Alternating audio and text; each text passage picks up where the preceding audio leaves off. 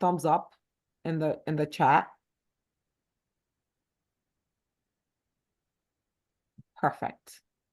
Thank you so much for joining. We're so excited. We've been waiting for this day for a long time. So thank you so much for joining. We do have a packed agenda, so we're going to just start on time so that we can get you out of here at 7 o'clock on the dot. So welcome to our virtual info session for clinical nurse specialists. We have a great panel here that's going to be talking to us about what it means to be a CNS. We have some fun games planned as well. And then we also have questions at the end, just in case you have any questions. And so we have a brief agenda here. My name is Sade. I'm the Senior Talent Acquisition Specialist. I work with the team here in the recruitment for CNSs across MSK. And then we're going to also start with a panel introduction in a few minutes. And then after that, we have a fun activity. We're going to be asking questions about what do you think a CNS is? And then we're going to have our director for evidence-based practice, Wayne Kwashi, talk to us about opening remarks, and also the history of the clinical nurse specialist role. And then we're going to have Faye talk about the impact of the clinical nurse specialist role. And then we have Kathleen talking about a day in the life of a clinical nurse specialist. She'll be able to give you an insight into what it's like being a CNS at MSK. And then we are going to be able to open up to questions. Any questions that you might have for us, we'll be more than happy to answer. And then if you see the two QR codes there, one to be able to connect with me on LinkedIn if you'd like. And then the other QR code on the bottom there is if you want to apply for a CNS role. If you qualify and you have the right qualifications, feel free to apply. We're going to put that slide up again at the end, just in case. And then my email is there as well, just in case you want to email me with any questions after the webinar. So I introduced myself already, so I'm going to have the panel introduce themselves as well. Wayne, do you want to start first, and then we'll have Faye and then Kathy? Sure. So thank you everyone for coming. My name is Wayne Kwashi, and I'm the Director of Nursing for Evidence-Based Practice at Memorial Sloan Kettering, and all the clinical nurse specialists fall under the Department of Evidence-Based Practice. Great. Thank you, Wayne. I'm Faye Robles. I'm really excited. We've been waiting for this day. I'm the nurse leader for evidence-based practice and clinical nurse specialists, and I'm excited to talk about the impact of CNSs today. You're on mute, Kath. Sorry. I'm Kathy Ackerman. I'm a clinical nurse specialist, a pediatric clinical nurse specialist at Memorial Sloan Kettering, and I'm really excited to be able to talk to you a little bit about what it feels like to be a clinical nurse specialist. Take it away, Faye. Great, thank you. All right, so before we get into some of the information, I'd like to do some poll questions. So I did put in the chat a link there, but at the same time, I'm going to share this QR code. So if you don't mind using your mobile phones or the link that I put in the chat, so we can start the virtual poll, and just give me some thumbs up if you were successfully into the poll already.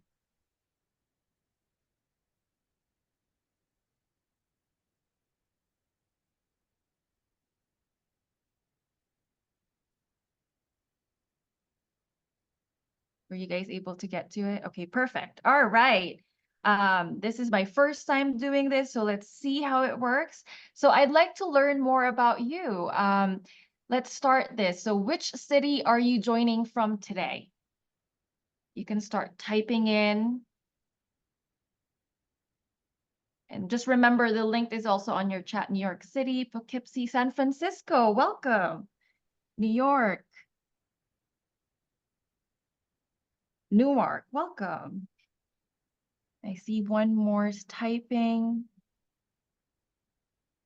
Is that New York? That's why it's turning green? Perhaps it is. All right. Well, we welcome you all. Thank you for joining us today. We're truly excited to have you for our virtual session. All right. So let's stop this one. It's good to meet everybody. So the next question. Request in the chat to resend the QR code or to. Oh, sure. No problem. Here, let's see. Let's resend the link. Here you go. All right, maybe we'll give a minute. So that's the link to the poll. And then I'll start this in the meantime. Please continue to put in the chat if you're unable to do it. But the next question is, do you know what a clinical nurse specialist is? Yes, definitely, somewhat knowledgeable, very little knowledge, or perhaps no, this will be my first time learning about it.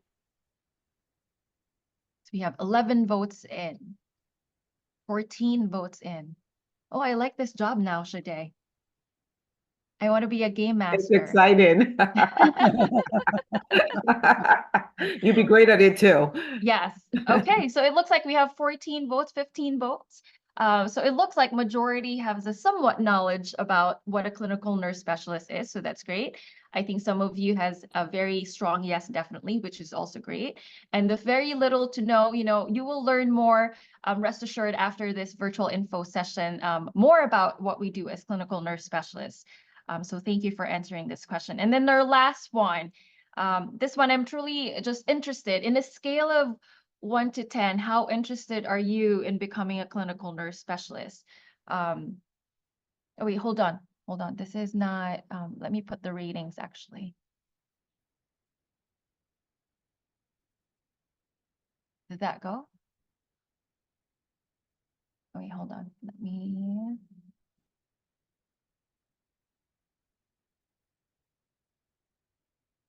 I don't think I started it. Hold on. Give me 1 second.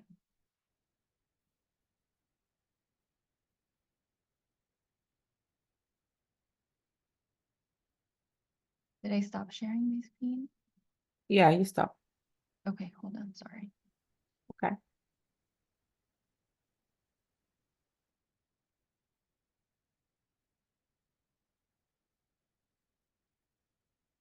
Ranking from 1 to 10, how interested, oh wait, hold on. I guess there's no ranking here. Well, I guess you can just type it in the chat. Let's just do that. Type Yeah, in they the can just chat type in the chat. from 1 to 10. How interested are you in becoming a clinical nurse specialist? And then let me see the chat here. I see 100. Wow, that's great. 1,000. Okay, perfect. Thank you for playing along with us. So that's great. awesome. So that's really, really awesome. 8 out of 10. Interested, but still unsure. Okay, we hope that we can get you to that point after this virtual session. So I'm going to go back to our slides here. And then without further ado, I will turn it over to our director, Dr. Wayne Quashie, to give us some welcome remarks. So thank you again so much, everyone, for coming. So really, just to begin, I think it's important for you to know who we are. So next slide, please, Faye. So as you can see, we are a big, small hospital located in metropolitan New York City. Memorial Sloan Kettering Cancer Center is the world's largest and oldest private cancer center with both clinical and research components. It is also one of the nation's 72 National Cancer Institute designated comprehensive cancer centers, and we're constantly rated in the US News Hospital ranking as #1 or #2 in the country. We were first accredited as a magnet institution back in 2016, and now we're actually going through our journey for our 3rd accreditation visit. We're not only based in New York City per se, but we also have outpatient locations that are located throughout Manhattan and Brooklyn, with other satellite centers in suburban areas such as Commack, Hauppauge, and Nassau in Long Island, Westchester. And then we have in New Jersey, we have sites at Bergen, Baskin Ridge, and Monmouth. So really, how are we comprised? So next slide, please, Faye. And also we have over 40 clinical nurse specialists all across MSK. So this is just our table of organization. As you can see, as the Director of Nursing for Evidence-Based Practice, I oversee a little over 40 service-based clinical nurse specialists across the MSK enterprise. And together, we're responsible for evidence-based nursing practice, institutional policies and procedures, hospital-wide. In addition, working with Ashley, that's our program manager, We do that for our SEEK program. And in our SEEK program, we actually ensure that we have solid evidence-based methodology that is incorporated into our nursing culture and infrastructure to ensure that we provide nursing care according to the best current evidence. This dynamic group of individuals serve as change agents on unit and organizational level so we can provide the best patient care anywhere. Next slide, Faye. So this is Jenna. And I think this brief elevator speech is a succinct way to articulate what we do every day.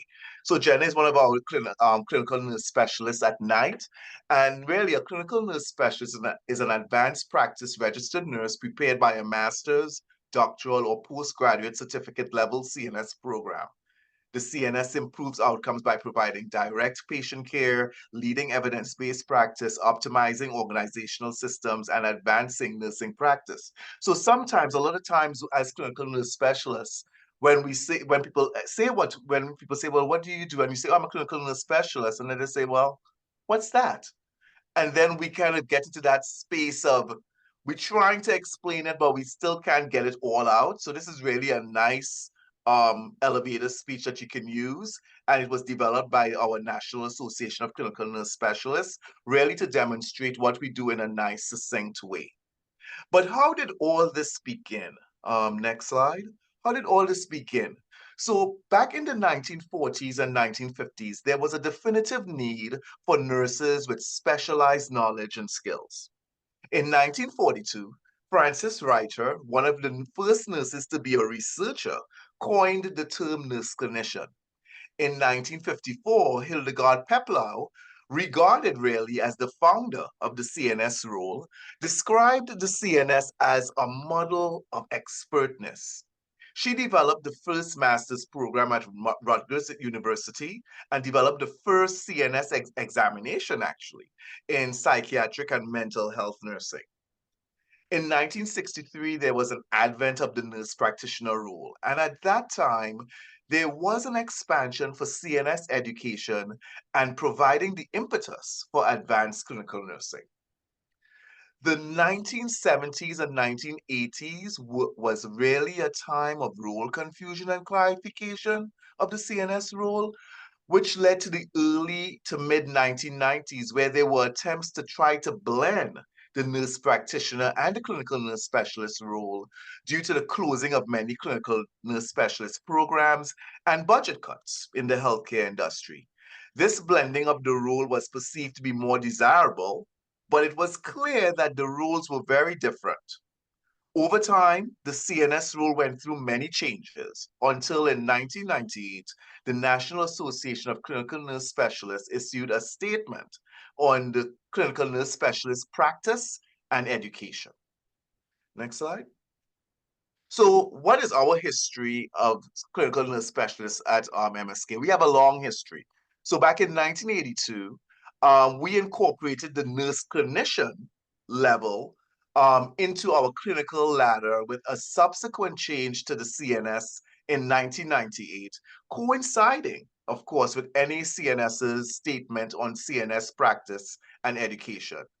Then we had a major victory in New York with title protection in the New York legislature and standardizing who can call themselves a clinical nurse specialist. So in New York, the state law actually determines what education requirements is required to really make sure that you can call yourself a clinical nurse specialist and get the appropriate certification. Next slide. So when we look at these core competencies, these are the CNS core competencies, and these are all the things we do.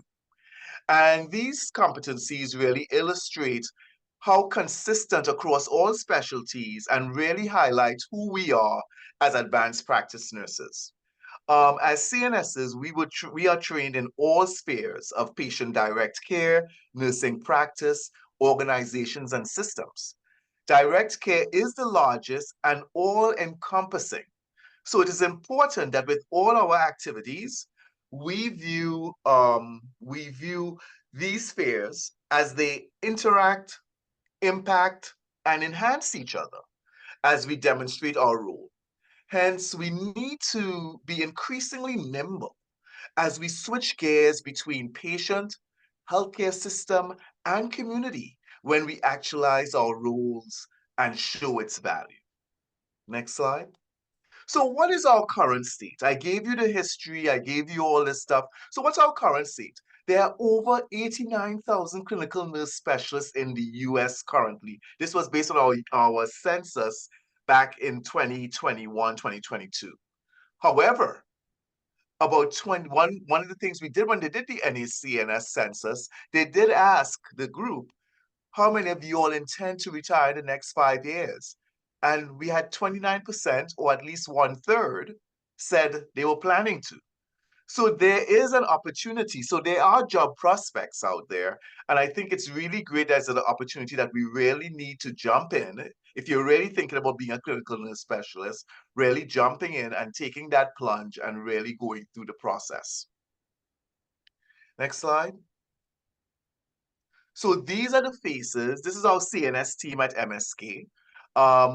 We have clinical nurse specialists providing support in inpatient, outpatient, the perioperative space, the intraoperative space in the OR, supportive care, weekends, night CNSs. We really have a lot of them really being able to influence. So what my ask is to come and join us and make a difference in patients, nurses, and our organization. So we're here waiting for you, and I hope each one of you really try to come, be a CNS, and come and work for us, all right? So now I'm going to introduce Faye. Thank you, Wayne. All right. So again, I'm Faye Morales. I'm here to talk with you about the impact of the clinical nurse specialist. So now that Wayne has beautifully provided us the history and the progress and how does the future of the CNS look like, I'd like to share with you what is the impact of a CNS role. So before we do that, I'd like to share a little story about myself. So this is me with my colleagues when I was a young nurse way back in 2010. As a new nurse, I felt a lot of mixed emotion. Felt very, very excited to be an oncology nurse here at Memorial Sloan Kettering. And shortly after being off orientation, I had a patient who was complaining of a chest pain, shortness of breath, etc. And me being as a new nurse, newly graduate nurse and new nurse here at that time, I doubted myself on what to do. Though I've had a lot of experience with my preceptor on how to manage a patient with a chest pain, palpitations, etc. But as a new nurse, I felt that I needed that resource to be able to empower me and help me on how to manage this patient. So here we are. Luckily, I worked at Memorial Sloan Kettering, and each of our units have a clinical nurse specialist. My clinical nurse specialist at that time was CNS Diane. This is not her picture, just so you know. It's a little animated, but the thought is Diane came quickly into that room and really helped me assess that patient and supported me in calling a rapid response team. And so I did. That patient was actually well managed. If I remember it correctly, that's probably one of my first few RRTs after orientation. It's just that feeling of doubting yourself, fearing of, making mistakes as a new nurse. But that CNS, Diane really helped me, and I will say empowered me to become a clinical nurse specialist. And so this is where we are now. Here I'm talking with you, and I hope you become one as well. All right, so diving into it. So first, I'd like to talk about the NACNS response to the 2002 survey. So Dr. Mitzi Saunders, as you know, who is the previous president of NACNS, published highlights of findings of the recent NACNS 2022 CNS survey consensus and found that the top 3 cited CNS work activities are as follows: consultant and patient care, support, leading and mentoring nurses, and as well as leading evidence-based practice, quality improvement, or any change. In addition to that, in one of the report on CNS outcomes, one of the nurse leaders stated, or a nurse manager stated, that the nurses would breathe a sigh of relief when she or the CNS would round. So they felt relieved knowing that they have a mentor, they have that support that could provide them, especially in terms of any complex patient scenarios. She also added her CNS contributions between services eliminated the fear. Remember, I was sharing with you that fear of a new nurse, an unknown, and gave the team the support to care for a patient outside of their comfort level. So bringing it back to MSK. So what are some of those MSK CNS consults that we receive on a day-to-day basis? So here at Memorial Sloan Kettering, we have a group of night clinical nurse specialists. There's 4 of them that rotate throughout the week. And most of the top 3 consults that they receive are RRT or code. As a CNS, we are not part of the code team or the RRT team. However, we do respond to them because we're there to provide the elbow-to-elbow support in case that patient or the nurse need that help from a clinical expert, which is us as CNSs. The second one is clinical assist. So we define clinical assist as the support to the nurse regarding clinical patient scenario or the nurse performing procedures or intervention. So for example, when a nurse calls to verify a nursing policy on how to properly remove a PICC line catheter or perhaps how to drain a chest tube catheter, or such as other interventions as well. And then lastly is the medication administration and support. So most of the times, given that we work in oncology, the evolution of cancer treatment and symptom management oftentimes really changes a lot from even weeks to months. So sometimes there may be new medication that's new to that nurse, and it's their first time administering those medications. So as a clinical nurse specialist, we are there as a consult. We can review the guidelines with them and ensuring that the patient receive evidence-based care. And it's pretty common consults for the night CNSs. The next one is the weekend CNS consult. So as you can see, it's pretty similar to the night CNSs. However, the difference is that there's policy and practice education or any change. So what does that mean? So this really means it's consults pertaining to reinforcing any new, any updated, or any change in policy. So for instance, in the last few weeks, I would say, we had to reinforce changes in how we do our, let's say, reflex urine cultures, or how we clean or disinfect blood glucose monitoring and how we document that. So those are some of the things that we reinforce as clinical nurse specialists in the units. Next is this, as you can see, I love charts because, we're here to provide the value and impact of the CNSs. So this is just an example of our 2023 CNS-led projects that were completed. Were about 21 of them. Most notably, it was updating the hypersensitivity reaction algorithm. And then the other one is also standardizing the chemobiotherapy administration using circle priming. So that really took a lot of CNS effort and also being there to implement those evidence-based projects across the continuum. So this is another tableau. This really shows how many CNS notes were entered, meaning how many times have we provided direct patient care. Luckily, we're excited. We're transitioning to Epic sometime early 2025. And we will have something similar to this. However, what this reflects is that when a nurse calls for a CNS consultation, for instance, wound care, patient education, or coordination of care, the CNSs enters this note. And in 2023, we had about 605 direct patient care entered notes at that time. So like the literature or NACNS consensus, I also want to highlight some of the values in action, which means a feedback that we received for the great care a CNS provided to the patient. So Jenna, again, going back, we received feedback that she spent a great deal of time in PICU overnight assisting with a critically ill patient who was receiving the massive transfusion protocol. Jenna assisted in caring for this patient and supported the nurses through a difficult time and helped to assure care for this and other patients in the unit. Jenna never hesitates to assist nurses and patients. And thanks for all that you do and support our night shift staff. So I think this is one of those things that, you would ask the why, you would ask what we impact. And this is a great example of a feedback. So if you'd like to be the nurse's nurse, you want to be that resource in addition to everything that we have. As a new nurse, clinical nurse specialist is such a great your support, your mentor, and this is an example of that feedback for you.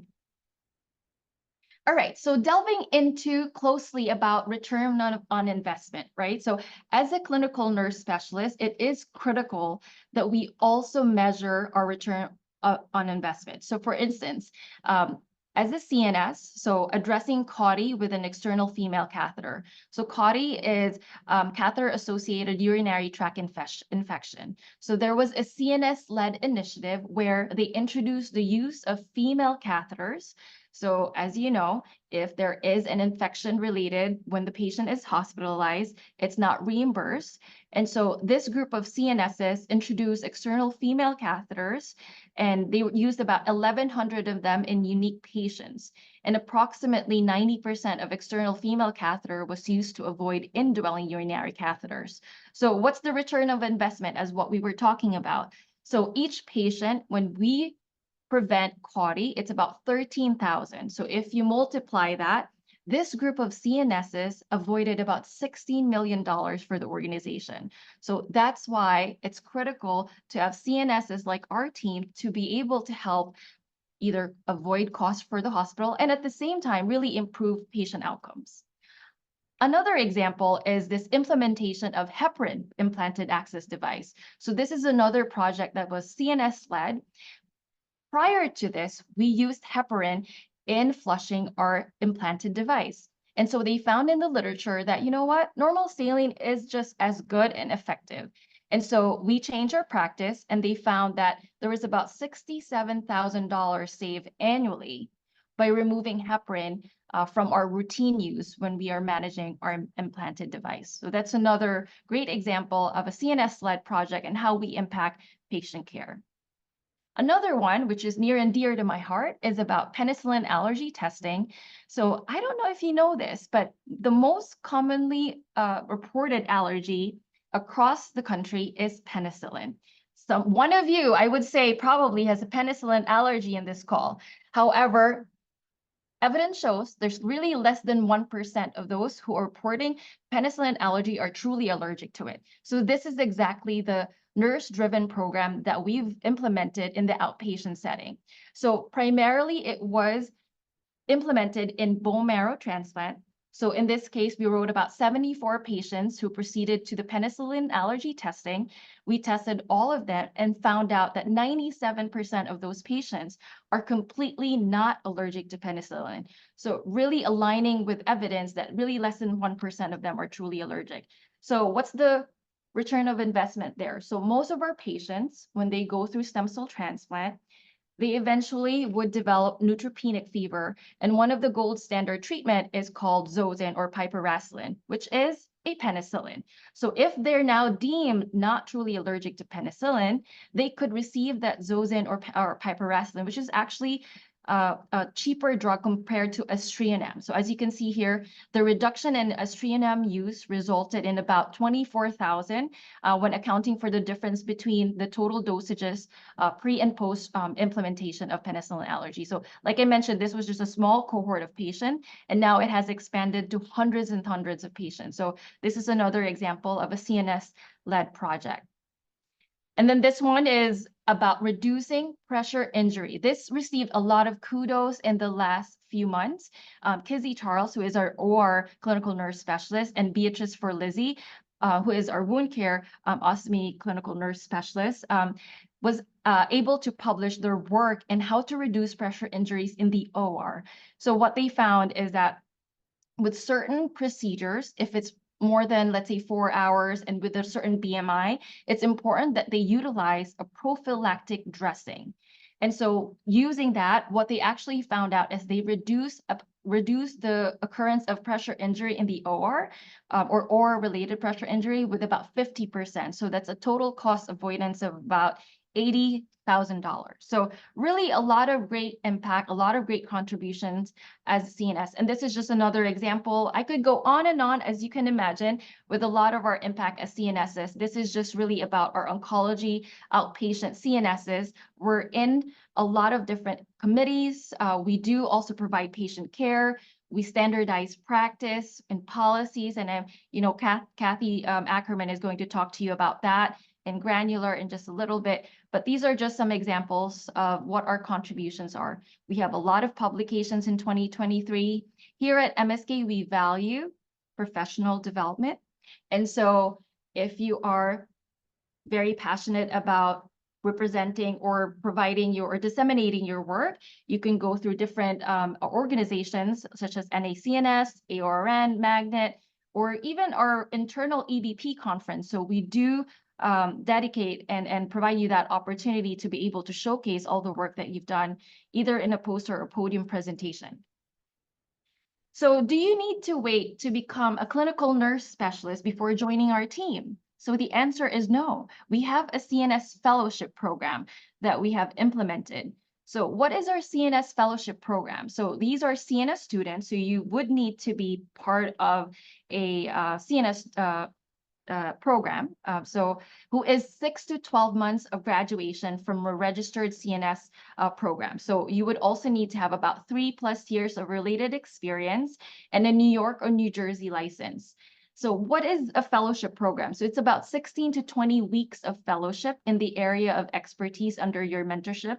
I will say we've had onboarded a few CNS fellowship throughout the years, and we would really like to partner you with that mentor. So for instance, here in New York Metro, we have 2 different schools such as Molloy University and Hunter College that we partner together. And so during your clinical experience, we try to match you with those areas. So let's say if your clinical expertise is in critical care, then you may have a mentor or CNS mentor that's also in critical care. So something like that. So we thoughtfully think about that as well. So as a CNS fellow, so you would be a CNS student, right? We would hire you as a clinical nurse 4. So obviously there's underlying criteria there as well. And after approval from MSK NCARE. So NCARE is our clinical ladder board, which will look through your application. And then when they approve, then we can onboard you as a CN4 or a CNS fellow.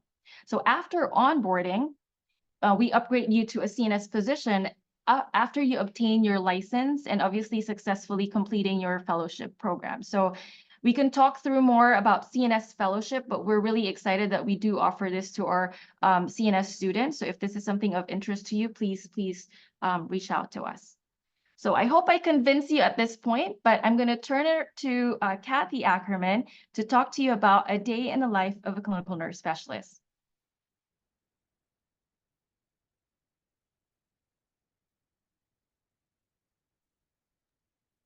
Couldn't get unmuted there. Sorry.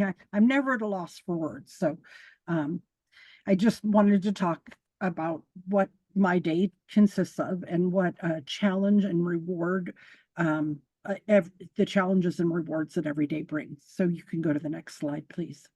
So as you can see, this is a busy slide because it's a busy day. I may be working on a standard of care such as seizure precautions and management, or I may be huddling with my other nurses and our physicians, or I may be writing patient education on how to test your urine pH while getting methotrexate, or I might develop a clinical care guideline about pediatric blood management and conservation, which is a pet project of mine, or I may just be playing with a child. That doesn't happen a lot, but there is some room for Legos in the pediatric CNS role. Next slide. So there are a number of things that happen in the day-to-day, and one of my favorite things about being a CNS is no 2 days are alike. When I think about direct patient care and how I do that in my role, we're really fortunate that we have immersion days where I have an assignment with another nurse, or I might serve as a resource nurse, just to keep my skill set fresh. So I'm going in and administering chemo or giving blood or doing an assessment. I also teach new products or procedures, such as education on hemostatic agents, which has been a focus for us here recently. We were trained along with our vascular access nurses on how to apply the hemostatic agents, and so we're now teaching our nurses at the bedside. And then I often assist with care such as ostomies or dressings. We do a lot of audits of our dressings. We're really focusing on reducing our CLABSI rates, getting our CHG bathing up. I also respond to RRTs. Lots of fun stuff happening that I get to be part of every day. Next slide. So one of my favorite things is to do evidence-based practice. And I love evidence-based practice because I was one of those nurses as a new nurse who thought, well, why do I have to put the patient's head of the bed up 30 degrees? There must be a reason for it, but nobody could ever really tell you why. Just that's what we do. So in learning to teach other nurses how to develop their evidence-based projects, I've been teaching Intro to Evidence-Based Practice, Critical Appraisal, and SEEK. These programs are part of our daily life as nurses work on their own EBP projects. And that's a way of climbing our NCARE clinical ladder. They all take the EBP classes. We assist with formulating PICO questions and conducting literature searches. And one of the things I found really interesting was CNS that I worked with, you could go to her with a problem and she could form a PICO question on the spot. And I was really, really amazed at that. And I'm starting to develop that in myself where, somebody starts to talk to me about a project that they're thinking of or a question that they have, and you can kind of start to put it in that PICO format. And using those critical appraisals and the PICO and conducting literature searches just helps the nurse to bring his or her project to life. And we also serve on various committees and councils, and we review, revise, and update nursing policies, patient education, standards of care, and other patient education, things like that, that are really important to continue to bring evidence-based practice to life. We serve as preceptors and mentors to nursing students in CNS programs, and that's a lot of fun, I think, to teach is to learn. And I've always enjoyed working with students, so that's kind of a fun thing for me to do as well. And then we also conduct our own EBP projects to facilitate care that is evidence-based, current, and meaningful. So things I've worked on recently, I developed education for parents of pediatric patients with newly placed trachs. There's so much to learn. And it takes place over time. Obviously, the patient is going to be in-house for quite a little while, but there's something to do every day. And if you have it in an organized manner, then I can teach one day and another nurse can teach another day because they can see what I've taught. I've worked to develop a secondary securement device, procuring a secondary securement device for pediatric patients. And, pediatric patients, they're wonderful. They're moving and grooving and running and playing and doing all the things that kids should do, and they pull on their lines. And so we needed to develop a way to secure those a little bit better so that we weren't pulling out all our med ports. And most of our patients, of the 30-some patients we had on the floor today, only one did not have a central line. So we have a lot of central lines, therefore a lot of experience with central lines. I'm also working on a project to eliminate or decrease the use of chest x-rays for NG2 placement. You have a child whose bone marrow is rapidly growing, their bones are growing, and you're giving them chest x-rays for NG2 placement, which, there is some, radiation involved in every type of cancer care. But if we can eliminate even, a daily chest x-ray, I think that's well worth doing. And then, like I said, my passion project is decreasing the amount of blood waste for lab work. So when you think about drawing blood off of a central line, often you have to draw back 5 or 10 cc's of blood and throw that away before you collect your lab work. And we're working on ways to, number one, decrease the amount of blood that we need in order to perform our labs, so moving to microtainers, as well as decreasing the amount of blood wasted in order to send that lab work off. And, it's really important, especially as we start to work with patients who have had frequent blood administration. They get blood and platelets all the time because they're sick, they have cancer, they have low blood counts.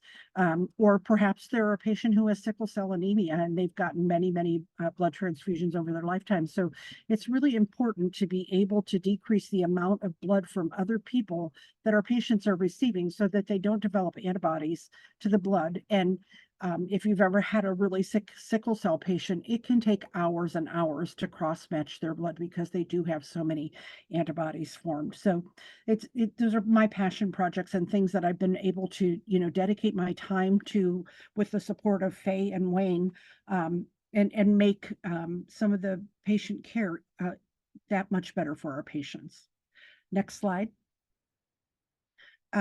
Organizing, we want to optimize our organizational systems. So if you have, say you have an old oven and it takes 35 minutes to preheat the oven, you have to stop and think, do I have time every day to preheat my oven? Say I'm a baker.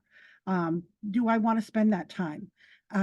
It's time that I'm not being productive because I can't be baking cakes. So sometimes you have to take a step back and look, is it the oven? Is it fixable? Is there a newer, better oven out there? Is it something I can afford? Those are the organizational types of things where you have to take a step back, and you don't maybe have direct control over some of it, but if you can find the wasteful parts of it or the parts that are duplicative. So, somebody's doing the same work over and over just because that's the way we've always done it, or because that's perhaps how we learned it. So it's really, taking a step back and looking at the hospital from the ER to the morgue, and how can we affect our systems so that they work better for our patients. It's important as a CNS to understand the formal structure, such as the organizational chart, and Wayne was kind enough to show us that at the beginning, and who's our CNO and our CNE, and then how do I fit into that organizational structure. So Wayne reports directly to his manager, who then reports to our CNO. And so I have a very short line between myself and our CNO. But it's good to know where you fit in there, because if I have an issue, I can go to Faye or I can go to Wayne, and they've both been here a little bit longer than myself, and they can help me figure out the right path. And the how of your organization is important, because if your facility works under a magnet model, you really want to make sure that you're contributing, because your work is really important, and magnet hospitals want to know what you think you can do to make the patient have a better experience. Change can be difficult, and we know it can be really slow. There had been about 10 years ago, there was a report that it took 17 years to go from beginning an evidence-based project until the change was actually affected. So it can be really discouraging. However, in some place like Sloan Kettering, we have, the means, we have the EBP, we have the people to support us, and then we have other people that will help us write our articles and get them published and follow all the rules and regulations that are required to do something like that. So using EBP to show the way to change, it provides the necessary information for the change, but it needs to be championed by the nurses in conjunction with others. So it's good to know who your helpers are. In pediatric terms, we're always telling our patients to look for those helpers. Developing relationships with stakeholders is really important. So if I need to ask my CNS friend Kizzy in the OR to help me with something, to make something better in the OR, she's a stakeholder. The stakeholders are the CNSs, the patients, the physicians, the ancillary staff. But being present and passionate and ready to listen and learn and educate gives credibility to your mission to promote evidence-based practice. So I can't say enough good things about evidence-based practice. It really fosters the relationships with your coworkers, your physicians, your patients, and your organization. Next slide. So advancing nursing practice. I've said before, I really enjoy working with students. Having children of your own opens your eyes to a whole new world, because you get the opportunity to see the world through their eyes again, and to be excited and enchanted by the world around us. And being an educator, as a clinical nurse specialist often is, it's the opportunity to take a step back and see what you can do to help promote other people to learn and grow. So with healthcare staffing challenges growing as baby boomers like myself and post-COVID quiet quitters taking more and more nurses from the bedside, it's really important that every nurse and nursing ancillary staff work to the top of his or her license. sometimes, yeah, it's great to go in and give a bath and change a bed. And I've done that recently. And it gives you the opportunity to bond and spend time and talk with your patient. But on a busy day, that maybe isn't the best use of your time if you're busy hanging a new chemo or giving a new therapy. CNSs are very often tasked with teaching families, caregivers, patients, and coworkers. And I love all of that. If I take the time to teach you, and you take the time to teach someone else, then we all win. Because if I'm the only one that knows how to do something, the unit becomes crippled if no one else can do what I do. So I believe in, I could get hit by a bus anytime. So I want to make sure that if I'm hit by a bus, you're prepared to take over for me. And that's just a little silly thing that I say, but growing the next crop of nurses involves being really ready to support and encourage those around you who may be interested in nursing as a profession. And that spark starts in most people sometime towards the end of grade school and into junior high, and you're still you're struggling with who you are and what you want to be and all of that, and you don't really know sometimes in junior high, but you start to get an inkling of having that feeling of caring about people and wanting to help people. And if we can foster that in our tweens and teens, we can help grow that next crop of nurses. So in pediatrics, about of a third in pediatrics at Sloan, about a third of our nursing assistants are in school, and many of them are pursuing nursing. And we just had one of our unit assistants, who's one of our front desk. She was one of our front desk techs, just graduated from nursing school and began her orientation last week as a nurse on our floor in pediatrics. So it's really wonderful to see people learn and grow and embrace our profession. The other thing you want to do, as far as when you think about advancing nursing practice, is belonging to professional organizations gives you a voice in decisions about your work. Belonging to ONS, which is the Oncology Nursing Society, or NACNS, which is the North American. Is it North American? It's the Clinical Nurse Specialist in North America group. National Association. Thank you. Thank you. And then I also belong to AFON, which is the Pediatric Hematology Oncology Group. It keeps you up to date about your specific specialty, and it can open doors to opportunities you might not otherwise have. I was recently at ONS and heard a lot of really great speakers, and it's really easy for me to get caught up in my pediatric world and not realize that there's really great things happening outside of pediatrics, and that I have the opportunity to be part of those things as well. Next slide.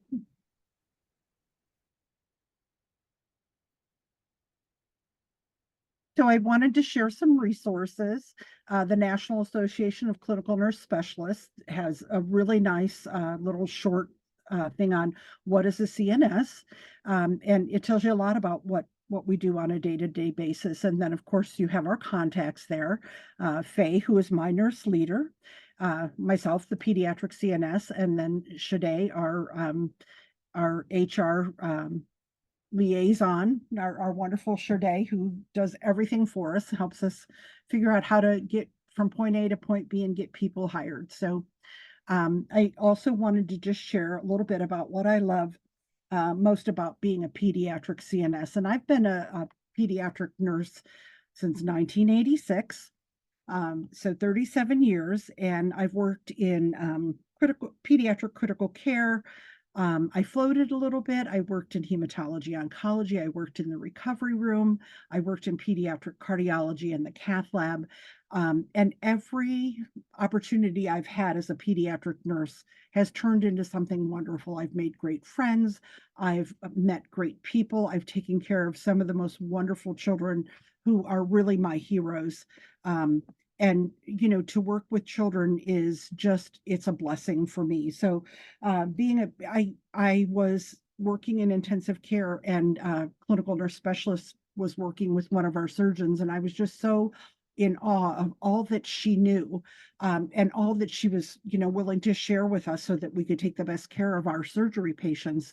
And I thought, that really is a job I'd like to do. I'd like to be able to share my knowledge, and also to interact with people, especially nurses, and help them to find the answers to their questions. So that's what I really like about being a pediatric CNS, is the opportunity to work with pediatric patients, their parents and families, and the nurses. Pediatric nurses are really, in my book, they're just the best nurses in the world.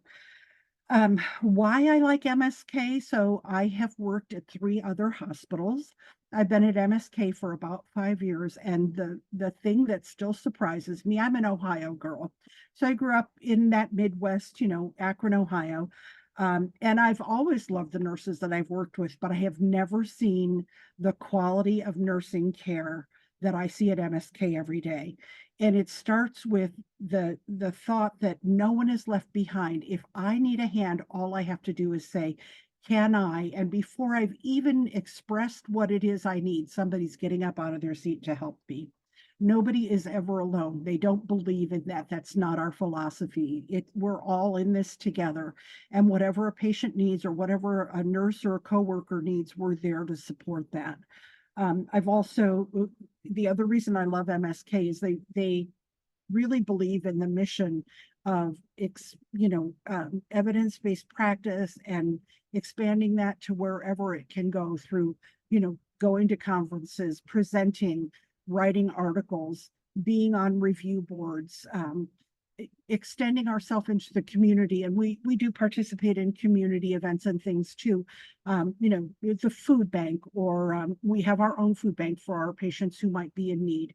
And just the camaraderie and the absolute love and care that MSK nurses and MSK staff give to their patients is such an inspiration for me. So I hope, if you have questions, you'll feel free to ask. I'd love to answer any questions you have, but I hope you'll think about working at MSK, because it's so wonderful.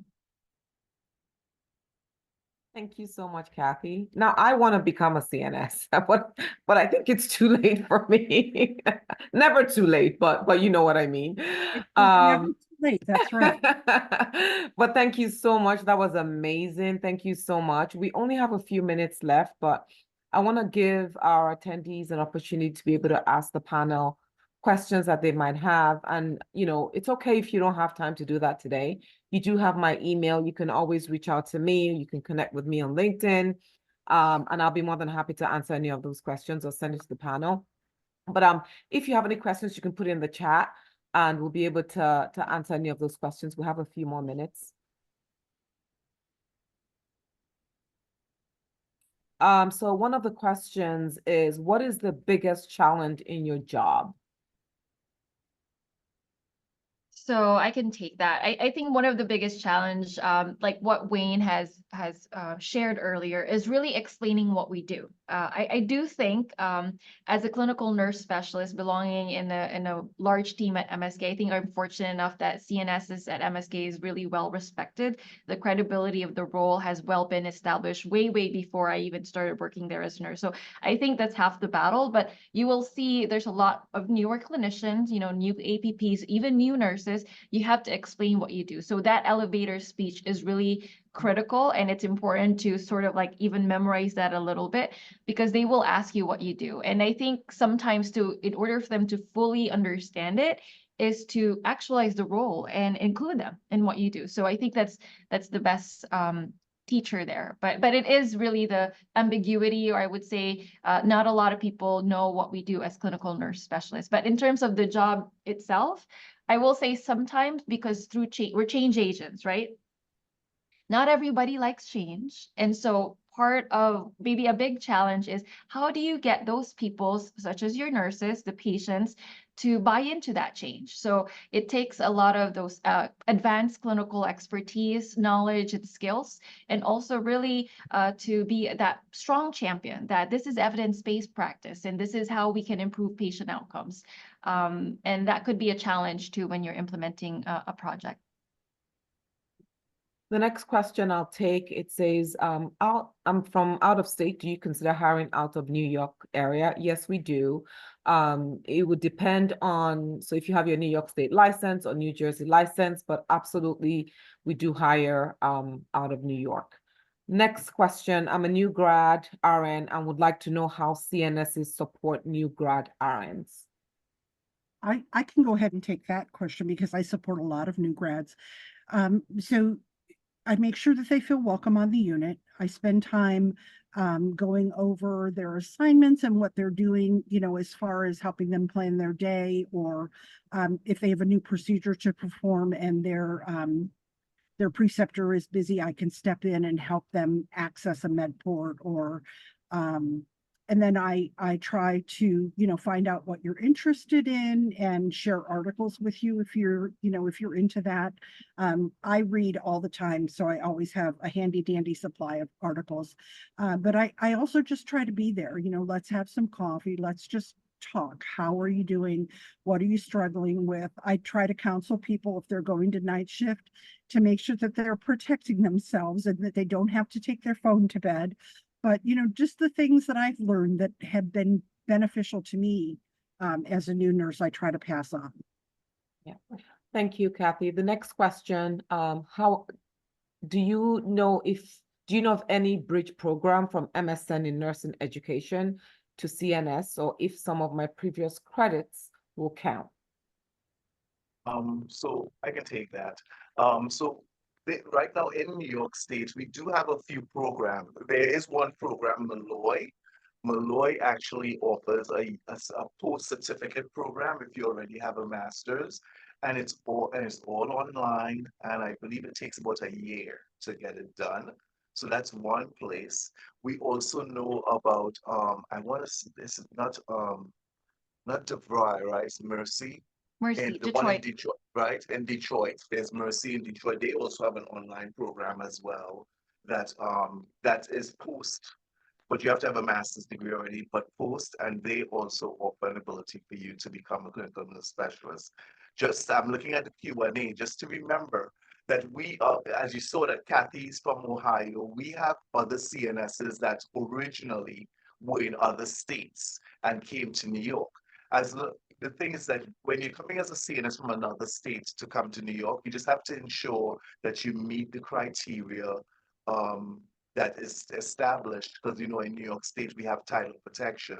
Many other states as well protect that title of the CNS, so not anyone can just call themselves a CNS. So I think once you're able to be if you have come from another title state that's title protected, it's most likely you'll be able to work and gain your CNS certification in New York and come work with us. Yeah, so that answers that question.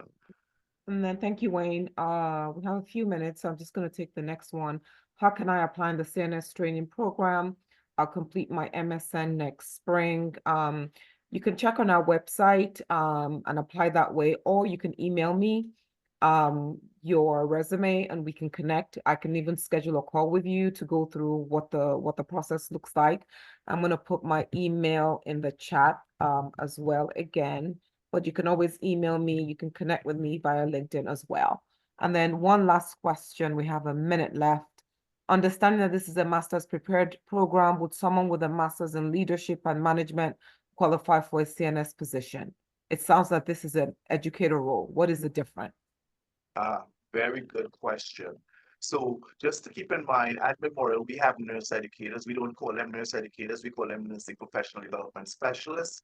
The reason why we do that is because they're all masters prepared. But just keep in mind, nurse educators are experts in providing nursing education.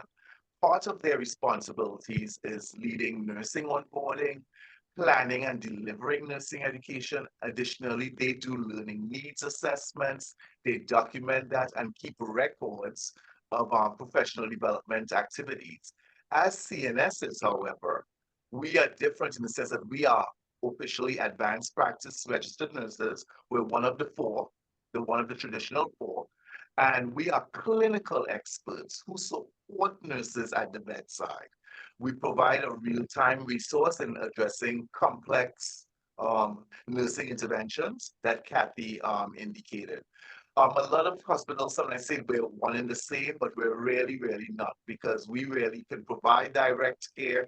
We determine workflows at the bedside. We determine nursing practice. Nurse educators determine how to teach you how to practice, but we determine how to practice and using the evidence to do that. So just to highlight that a little bit. I think we're gonna leave it here. It's 7 p.m. I want to thank our amazing panelists, Faye, Wayne, Kathy. Thank you so much. It's always a pleasure working with you. I want to thank our attendees for taking the time to meet with us today. We're gonna probably be having this again in the fall. So more to come on that. But thank you so much for your time. Have a great evening and enjoy your weekend, your long weekend. Thank you, everybody. Bye.